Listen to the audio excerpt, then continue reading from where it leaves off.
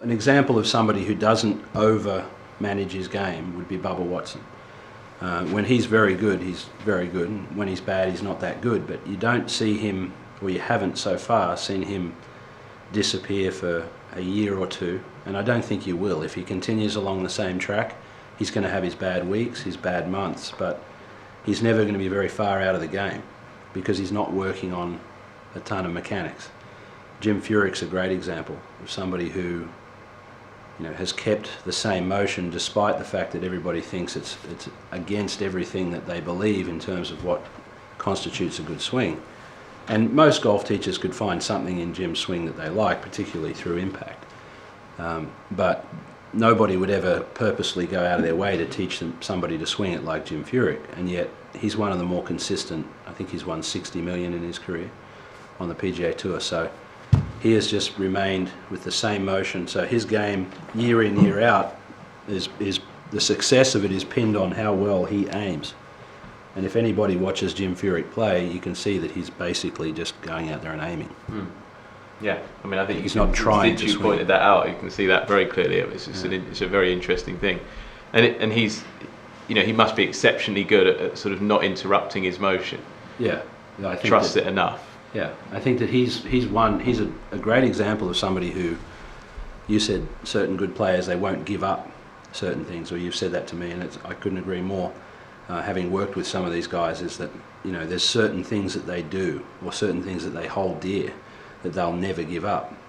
And if they're really good, hopefully they're not going to give up much at all in order to maybe make a change.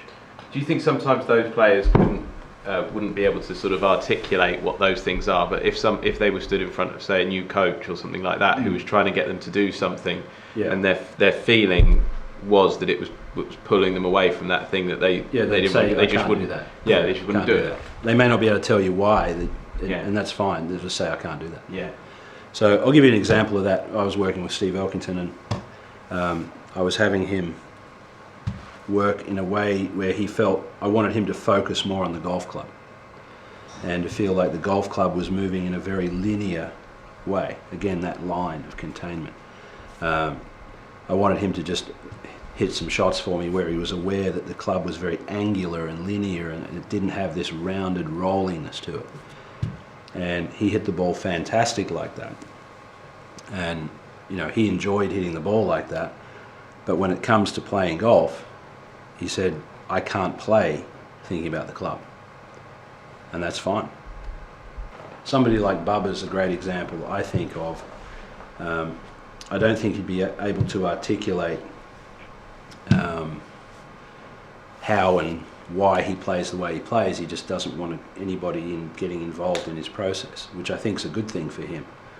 Because I see him, he hits shapes a lot of shots, and he really does it by standing at really strange angles to the ball relative to the flag.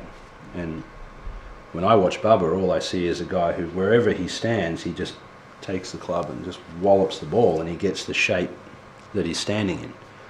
I don't see him trying to manipulate the face. You see after impact that might roll or it might do that because the energy's going off to the side of him at strange tangents, and then it recoils and rolls over. It's another great point, because that's one of the things that if they'll slow down his swing and they'll say, well, look what he's doing, he's rolling or he's right. But I think since working with you, and it's something that you pointed out, but I think when you start to look at it from that other point of view, it's so clear that he's not doing that. No, he's just pounding the ball, I think. It's just the club, the way the club's exiting because of, like you say, where he stood.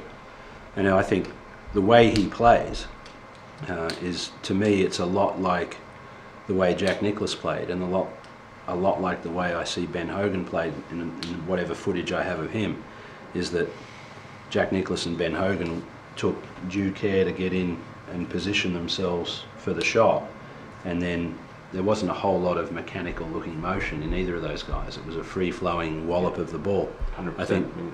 I think Bubba plays exactly the same way,